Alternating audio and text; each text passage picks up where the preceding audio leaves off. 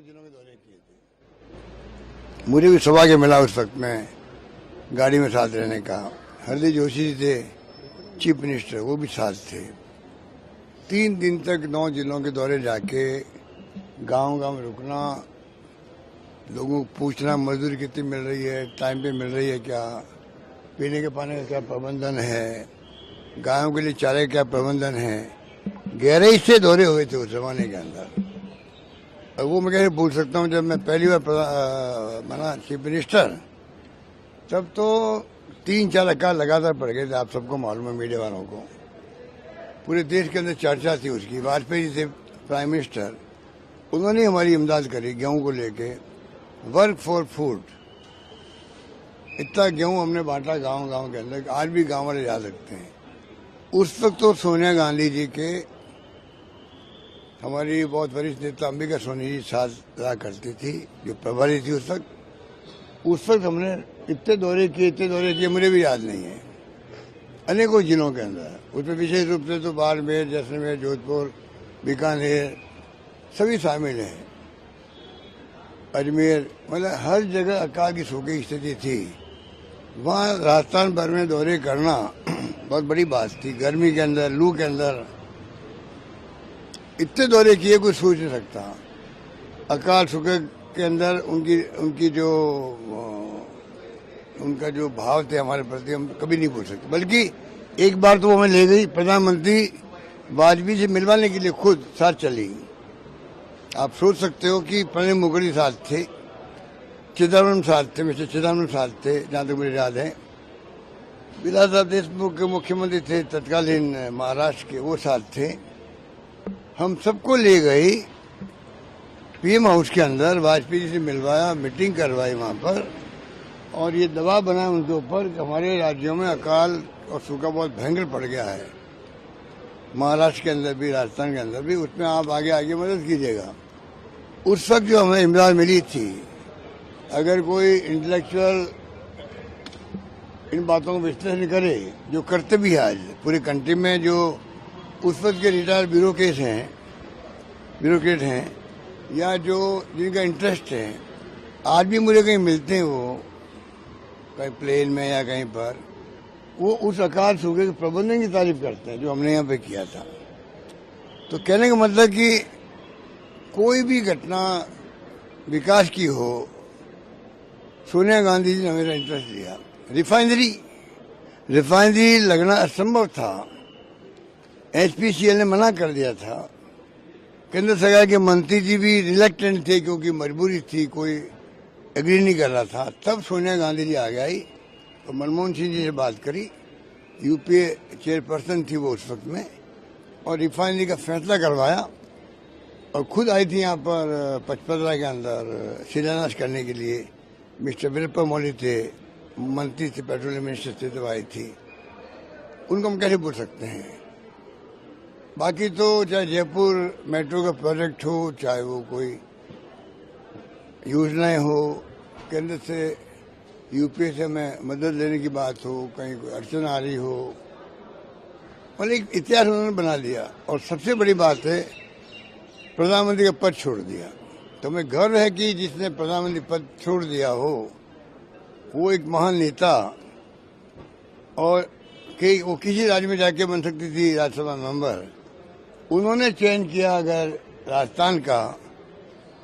आज ये खबर पूरे देश में, दुनिया में जाएगी कि सोनिया गांधी जी जो महान नेता देश की, वो उन्होंने राज्यसभा में राजस्थान से जाने का चयन किया है। तो आप सोच सकते हो राजस्थान का जो राजस्थान की चर्चा देश की दुनिया में होगी आज। तो जो हमने कहा है राजस्थान के बारे में कि पिछले चुनाव कैंपेन में हमने जो गवर्नेंस दी है राजस्थान में, जो स्कीम हम लेके आए थे, वो आप सब सामने के। और हमने विकास की बात भी करी थी। आर्थिक विकास के लिए हमने पीछे अभियान चलाया था हम लोगों ने। Right to social security act लाने की बात करी थी। ये तमाम बातें हैं, पर 4 कानून बनाए केंद्र सरकार ने, RTE, food security act, NREGA, उस पर भी अमित साहब लगी हुई है। सोनिया जी की। तो आप सोच सकते हो कि जिसका इतना अनुभव हो देश के लिए, समस्याओं के लिए, राजस्थान के लिए, वो व्यक्तित्व आज अभी आएंगे आज फॉर्म भरने के लिए राज्यसभा के लिए। तो आप सोच सकते हो कि हम सबके लिए कितने बड़े गर्व की बात है।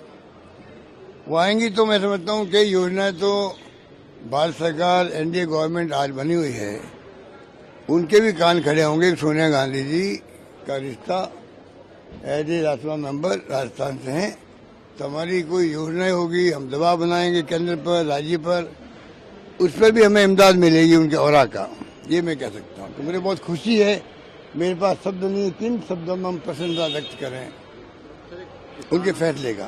किसान आंदोलन भी फिर से शुरू हो रहा है वहाँ पर उनके ऊपर। देखिए, पूरी तरह नरेंद्र मोदी जी एक्सपोज हो रहे हैं। जब मैं मुख्यमंत्री था तब वो मुख्यमंत्री थे, कई मीटिंगों में साथ बैठते थे। आज ही वो मीटिंग बोलते हैं कि साहब हमारे मुख्यमंत्री जमात में सबसे सीनियर मुख्यमंत्री अशोक गहलोत थे। आप देखा होगा मानगढ़ में बोले थे। तो मैं बहुत करीब से उनको मैं देखता था, क्या बोलते हैं, क्या वो चाहते हैं। अगर उस वक्त वो कहते थे कि एमएसपी की जो है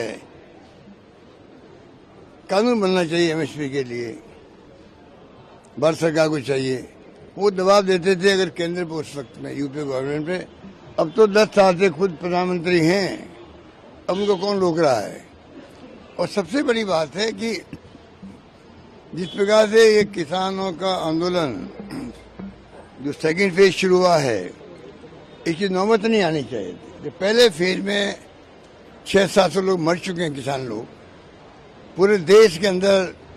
इस बात का दर्द है किसानों के अंदर, आम लोगों के अंदर भी, कि हमारे किसान भाई लोग जो हैं, जो अन्नदाता कहलाते हैं, 600 किसानों को अपनी शहादत देनी पड़ी है अपनी मांगों के लिए। आखिर सरकार को झुकना पड़ा, आंदोलन समाप्त हुआ, वादे किए गए। क्या 1 साल निकल गया उस बात को? 1 साल में आप उनका दिल नहीं जीत सकते थे, उनको कन्विंस नहीं कर सकते थे। फिर लापरवाही की गई। लच्छेदार भाषण देना एक बात है, बड़ी बड़ी योजनाएं सपने दिखाना एक बात है। जो दिखा रहे हैं वो देश को दिखा रहे हैं सपने, पार्लियामेंट के अंदर भी, पार्लियामेंट बाहर भी अटैक करते हैं बहुत निम्न स्तर के वो विपक्ष पर। जबकि मोदी जी और हम लोग पैदा ही नहीं हुए थे तब देश आजाद हो गया था।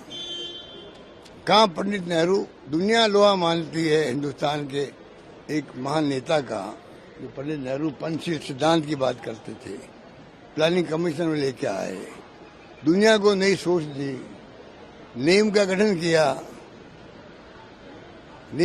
किया, निर्गुण राष्ट्र सम्मेलनों का।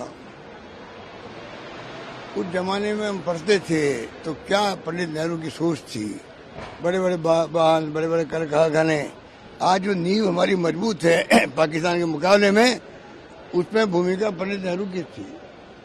दार्शनिक भी थे, दूरदृष्टि रखते थे, और जो उन्होंने संदेश दिया देश को, नौजवानों को, देशवासियों को, गांधी जी लोहा मानते थे और उनको इसीलिए प्रधानमंत्री बनाया।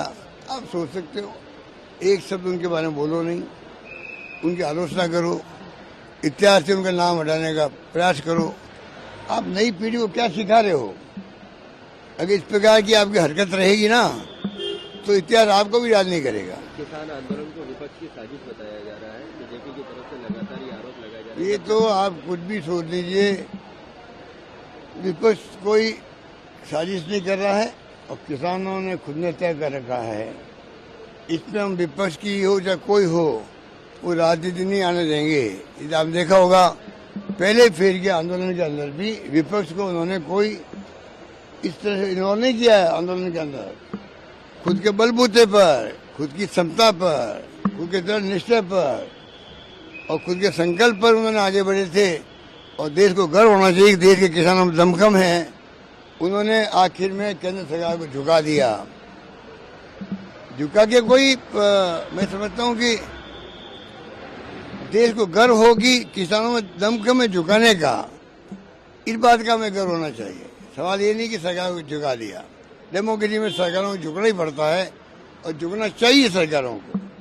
अगर आपका विश्वास डेमोक्रेसी में है तो जब कोई मुद्दे आए जनहित के, झुक जाओ, झुक के